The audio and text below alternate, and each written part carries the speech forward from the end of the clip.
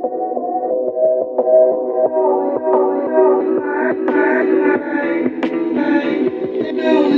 is up, you guys? Welcome back to another one. If you are new to the channel, I am Gold Pony, and today we are in the all-new, completely redesigned 2020 Ford Escape, courtesy of Bob Ruth Ford in Dillsburg, PA. And I gotta say, I really do like the redesign of this thing, so I am quite excited to go ahead and get started. So, as always, let's start with pricing. And so there will be several different trim levels for the 2020 Ford Escape. First one being the S, starting at $24,885. Then you have the SE, which is actually the one we are in today, starting at $27,095. SE Sport Hybrid for $28,255. SEL trim level will start at $29,255. And lastly, the Titanium, starting at $33,400. But so then the options continue, because when it comes to the power plant on the 2020 Escape, there are actually 3 different power plants available, and they're going to depend on the trim level that you go with, essentially. But first one being a 1.5 liter turbocharged inline 3-cylinder engine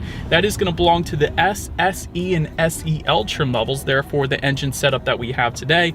But this one is going to put out 180 horsepower, 177 pound-feet of torque, sent to front wheels or all wheels. All-wheel drive is a $1,500 option, by the way.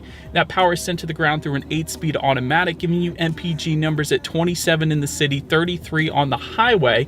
Did want to also mention there is an auto start-stop system that comes standard with that, so therefore we are sitting at a red light right now, and the 2020 Escape has turned off, therefore saving even more MPG numbers. So that is pretty cool that that's there as well. But in addition to that, for the 2020 Escape, there is a brand new feature for this one called cylinder deactivation, and that is going to essentially allow this turbocharged 3-cylinder to act as a 2-cylinder engine when you're cruising or decelerating, helping you save even more miles per gallon. So that is a crazy thought, to think that you could be operating on a 2-cylinder engine while cruising down the highway, but in turn, it is definitely going to save you some MPG, so that's quite interesting. But so now let's go ahead and move on to that next available engine setup, being a 2.5 liter inline 4-cylinder hybrid engine. And this engine setup is actually going to come standard on the SE Sport Hybrid and Titanium trim level as well, actually. But this one puts out 198 horsepower, 153 pound-feet of torque, sent to front wheels or all wheels once again, but this time through a CVT transmission. So that's going to be a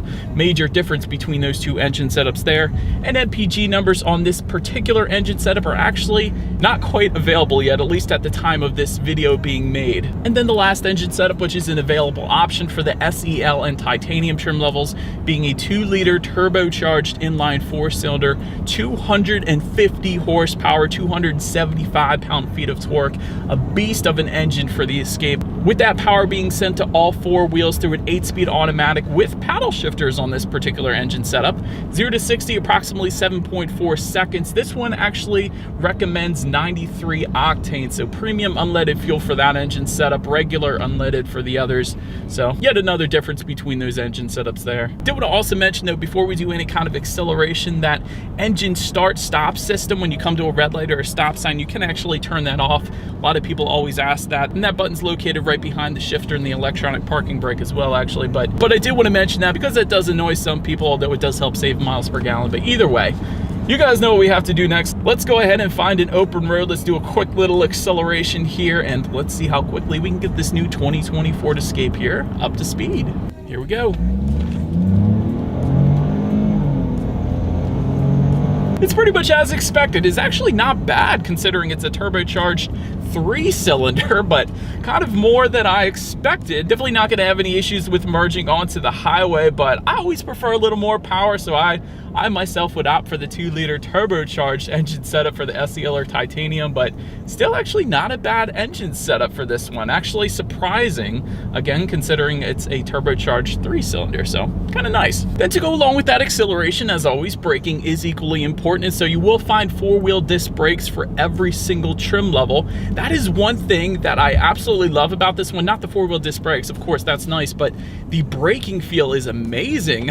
Actually, on the 2020 Escape, immediately brings you to a stop, at least in my short test drive today so far. So well done Ford for that. Probably one of the first things I noticed, and that may not be a big deal to some people, but having driven hundreds of cars at this point, it's a big deal to me, and I really like it in the Escape. But touching on suspension and handling a little bit, this is a big one.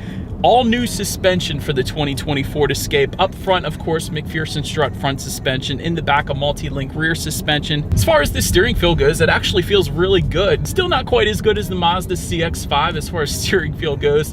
That is still the best in my books, but the 2020 Escape has definitely improved when it comes to the steering feel. It feels great in this thing. Touching on ride quality, definitely no issues there. I've actually gone over several railroad tracks already in this test drive, and certainly no issues with soaking up Pennsylvania's road imperfections. As far as cabin noise goes, it is a very quiet cabin in the 2020 Escape. Guys can probably notice I'm a bit loud probably in this video because there isn't a whole lot of exterior noises coming into the cabin, so well done Ford there. And as far as visibility goes, I can see perfectly fine out the back. We'll say the second row headrests are kind of beefy, but still, you're not going to be looking at those headrests. You're going to be looking at the window behind you, so really absolutely no issues with visibility. So, and I did want to mention there is an optional head-up display for the titanium trim level only, so that is going to assist with forward visibility, helping you keep your eyes better on the road.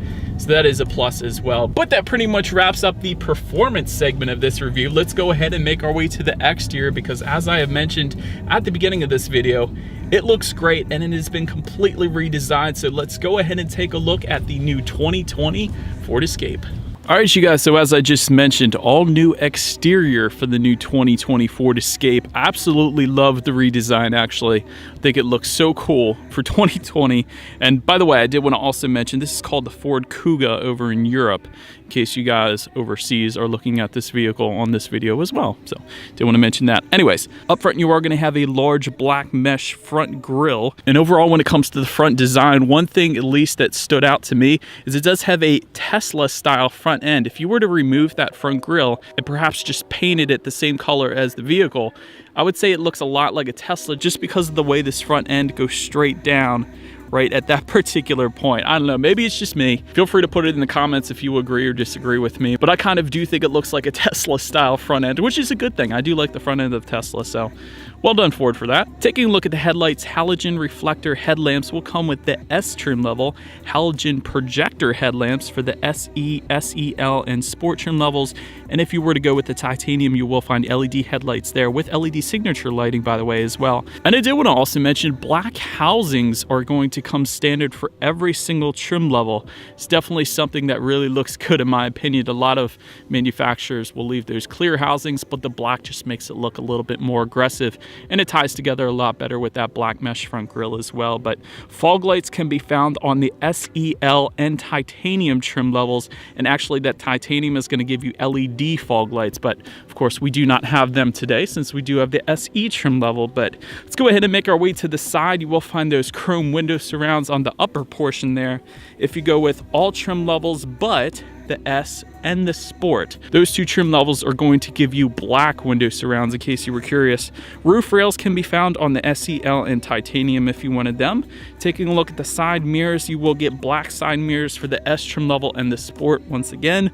Body colored side mirrors for all other trim levels though, and they will be heated for the SE trim level and up. And I also wanted to mention body colored door handles are going to come in the SE trim level and up as well. But now let's go ahead and take a look at the wheel setup. 17-inch steel wheels with covers will come with the S trim level, 17-inch aluminum alloy wheels for the SE and Sport, 18-inch aluminum alloy wheels for the SEL, and 19-inch aluminum alloy wheels for the titanium, in case you were interested.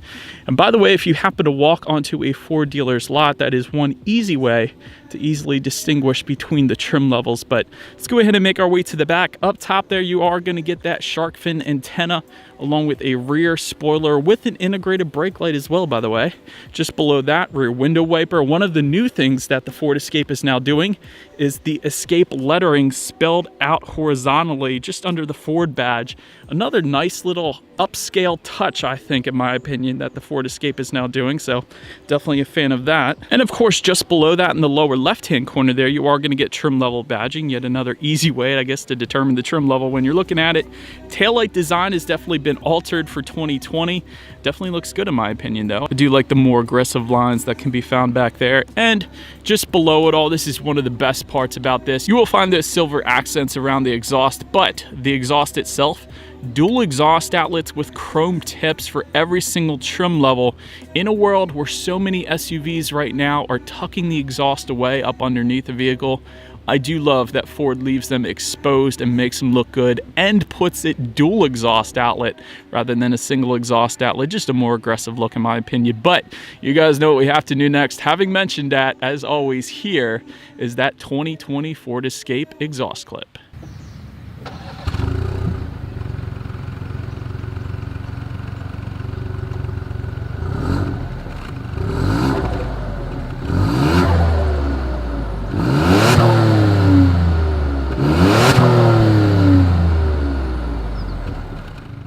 But now, since we are around back, when it comes to opening that rear hatch, there actually is a manual liftgate for the S, SE, and Sport trim levels. However, you will get a hands-free liftgate for the SEL and Titanium. So therefore, since we do have the SE, the way to go about opening that rear liftgate is there is a rubberized button just underneath of the license plate there. Simply just lift up underneath of that, and if you were to close it, there actually is a grab handle up on the liftgates. That makes closing it a little bit easier as well. But once opened up, cargo capacity is going to come in at 37.8 cubic feet. If that wasn't enough space for you, however, there is a 60-40 split, meaning those rear seats do fold down, bumping that up to 68.5 cubic feet.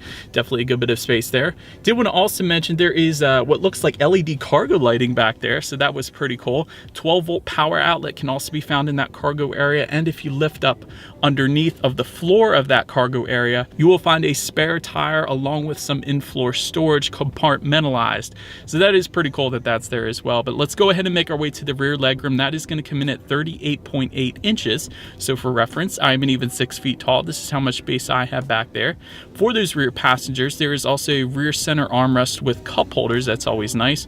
Rear ventilation you can find on the SE trim level and up. And there is a 12-volt power outlet once again for those rear passengers, although I will say, wouldn't have minded some USB charging ports in that second row as well. And I will say though, I was plenty comfortable in those rear seats. One of the interesting things that this new 2020 Escape does though, if you look at the doors, there are kind of, I'm gonna call them stars or diamonds kind of imprinted into the doors. And you know, a lot of manufacturers will do different things there. Some will put a leather finish or aluminum trim accents or whatever, but I think this is the first time I have seen the diamond or star imprints into the doors. So something a little bit different. It's not a bad or a good thing. It's a different thing, which I kind of like. But anyways, let's go ahead and make our way to the front seats. Manually adjustable seats you will find with the S trim level, 10-way power adjustable driver's seat for the SE, Sport, and SEL. So having played around with that 10-way power adjustable driver's seat today, I can definitely tell you no issues with finding your perfect driving position there.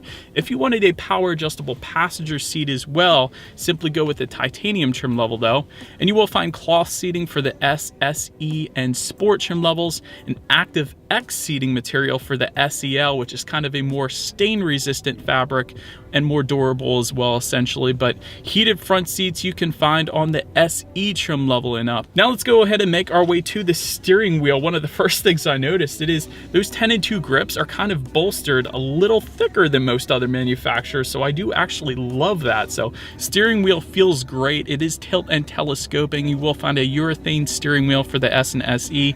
It will be leather wrapped for the Sport trim level and up, and heated if you were to go with the SEL or Titanium trim level. But now let's go ahead and make our way to the startup. Let me first start by showing you guys the key here. You do have your Ford logo on the one side, and when you flip it over, lock and unlock, at least for the SE trim level that we have today. Did want to mention there is a remote start, however, that you can find on that key fob if you were to go with the SEL trim level or Titanium. But either way, you will get a push button start for the SE trim level and up, and that push button start button is kind of in an interesting position on the Escape here. It is above the driver's right knee and kind of just below the gauges. It is not necessarily facing outward towards the driver, so that is why I did want to emphasize that, but that is where it's located. So all I am going to do, simply put my foot on the brake and press that engine start button there. And so, but then once started up, as far as the gauge setup goes, this is how the gauges will look for every single trim level but but the titanium and the sport trim levels. Those sport and titanium trim levels will actually give you a 12.3-inch fully digital gauge cluster. So if you were interested in that, those are the two trim levels that you're going to want to go with. But if you did not go with one of those, you will find what you are currently looking at, giving you a tachometer on the left, speedometer on your right, small digital display front and center at the top there. And to control what is on that digital display, there are steering wheel mounted controls on the right side of the steering wheel. And so there's quite a bit of extra things you can check out up there, giving you trip A, trip B. There is actually a cool looking digital speedometer with a blue circle around it. I thought that was pretty cool looking.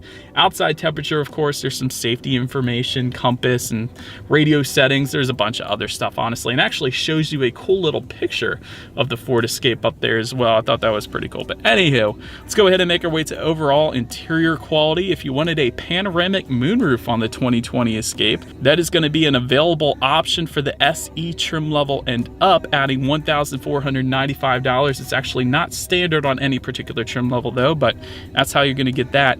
Ambient lighting comes standard with the titanium. There's going to be an overhead sunglass holder just up top here for every single trim level. And again, in those doors, there's that indented diamond pattern. So I thought that was pretty cool. Aluminum trim found just below the tech display as well as on the doors. And because I don't think I've mentioned it already, as far as that 8-speed automatic goes, that is going to be the circular dial type of shifter as opposed to an actual traditional shifter that you may be used to. But that circular dial can also be found in the Shelby GT500 that's about to come out. So that is pretty cool, I guess you could say. But either way, just in front of that, you're going to find a small cargo area with a rubberized bottom preventing things from sliding around. There is actually a phone charger up there as well as another 12-volt power outlet charger. Just behind that, again, electronic parking brake. There's going to be a couple cup holders just behind that cargo area as well. And behind all of that, a center armrest for the driver and passenger, along with a USB charging port within that armrest and another rubberized bottom within there. And there are a couple pen or pencil holders actually as well. And unlike in my Mustang, it does not specify which one you have to put in there, whether it be a pen or pencil. Always found that funny, but either way, good bit of space actually in that center console. So let's now go ahead and check out the tech display. Sync system is going to come with the S. However, if you go with the SE trim level and up, you will get what you're looking at right now, which is the Sync 3 system, which gives you an 8-inch color touchscreen display, giving you Bluetooth and audio streaming as well as Android Auto and Apple CarPlay, meaning if you have a smartphone, simply hook it up to the Escape and therefore you have free navigation through that smartphone, as well as the ability to like and dislike your Pandora songs up there. And there's a couple other apps that are compatible with that system as well. Factory navigation system is going to be an available option for an additional $695 if you wanted it. Climate control information you can check out up there as well. And of course, as expected, your radio settings. And by the way, 6-speaker sound system is going to come with the S, SE, Sport, and SEL trim levels. If you were to go with the titanium, you guys know that is going to be an upgraded sound system. 10 speakers, Bang & Olufsen makes that sound system with the subwoofer, by the way. But we do not have that when we do have the 6 speakers. So as always, let's go ahead and turn on the radio, see what we got playing this Saturday morning, and let's test out the clarity of this one. You are somebody that I don't know, and I'm just like, damn. Actually, clarity is pretty impressive. It kind of felt like it was coming in all directions, but it's kind of a smaller SUV, so I guess that's expected. But bass is decent, clarity is excellent, so kind of impressed there for a 6-speaker sound system. That's actually pretty nice. Anywho, last thing I wanted to mention on that tech display is when you do indeed put the Escape in reverse, this is, by the way, one of the things that impressed me again. All trim levels will give you a reverse camera. That's pretty normal at this point, but this reverse camera, it almost looked as if it was shot in 60 frames per second. It was that impressive. Like usually there's a little bit of lag on that rear view camera when you're actually traveling in reverse, but it kind of looked like the frame rate was increased in this particular one. You could see a little better. Maybe I'm wrong, but I don't think I am. It actually looked like a higher frames per second than I'm used to seeing in a rear view camera in other manufacturers. That was pretty cool. I actually really did like that. But as always, that is going to lead us into safety. And so starting out, front side curtain airbags will come standard, as well as a driver's knee airbag. In the back, you're going to have latch, aka lower anchors and tethers for children, so you can strap in the rear car seats. Tire pressure monitoring system will come standard along with automatic high beams. Also standard on every single trim level, you're going to find a pre-collision assist system with automatic emergency braking, a lane keeping system, also blind spot information system with rear cross traffic alert. That's every single trim level, by the way. That's usually actually an added option on almost all other manufacturers out there right now, so that's excellent. SE trim level and up is also going to add adaptive cruise control. SEL trim level and up is going to add a reverse sensing system where the car essentially beeps at you when you get too close to an object so you don't go running it over.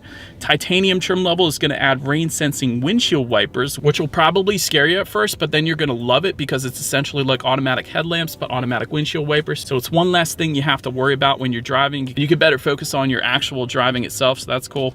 Active Park Assist 2.0, again, that is with the titanium. That's going to essentially be where the car brakes, steers, and accelerates for you, putting you into a parking spot or parallel parking for you, so you don't have to do any of that stuff. So that's pretty cool as well. But anyways, that is about it for this one, you guys. Thank you so much for watching. Feel free to follow me on social media at the bottom of the screen there. Be sure to hit the subscribe button and the bell notification button if you are into new car reviews. That is what we do here on this channel. After all, do appreciate you guys watching more than you know, and I will see you guys in the next video. Stay gold.